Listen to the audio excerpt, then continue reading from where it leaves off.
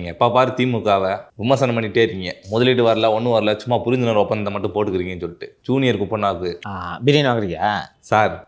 முதலீடு பண்ணுறாங்க sir junior Kuppanna. 100 crore investment 300 பேருக்கு வேலை கிடைக்குதான்.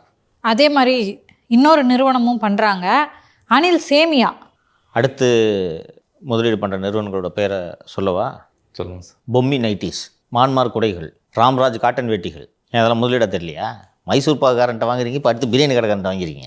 இதெல்லாம் முதலீடாப்பா. இது எனக்கு ட்ராமா பண்ணுறதுனாலும் கொஞ்சம் லாஜிக்கலாக பண்ணுங்கள் ட்ராமா. ஜூனியர் குப்பனா முதலீடு பண்ணியிருக்கு, வேலை வாய்ப்புன்னு சொல்லிட்டு சொன்னால் சிரிக்க மாட்டாங்களா?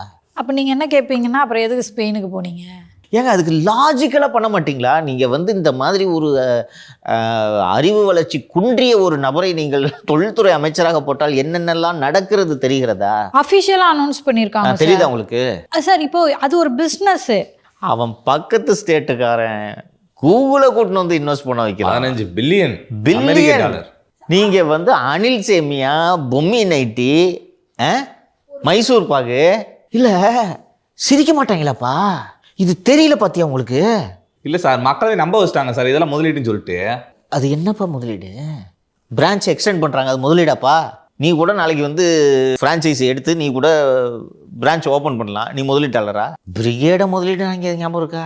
சார் அனில் சேமியாவை சொல்கிறாங்க, நீங்கள் பிரிகேடை சொல்கிறீங்க. நான் அந்த தொழிலை குறைச்சி பேசலாமா? பொம்மி நைட்டியாக இருக்கட்டும், அனில் சேமியாவாக இருக்கட்டும், அந்த குப்பனாவாக இருக்கட்டும், நான் அதை குறைச்சி மதிப்பில்லை. பட் ஹுண்டாய் முதலீடா, BMW முதலீடா, செயின்கோபைன் முதலீடா, ஃபோர்டு முதலீடா, அனில் சேமியா முதலீடா? சார் இவங்களாம் உள்ளூர்காரங்க சார். இதுல என்னையா முதலீடு இருக்கு? இவங்க பிசினஸ் பண்றாங்க. ஆமா, இதுக்கு எதுக்கு ஸ்பெயினுக்கு போனீங்க?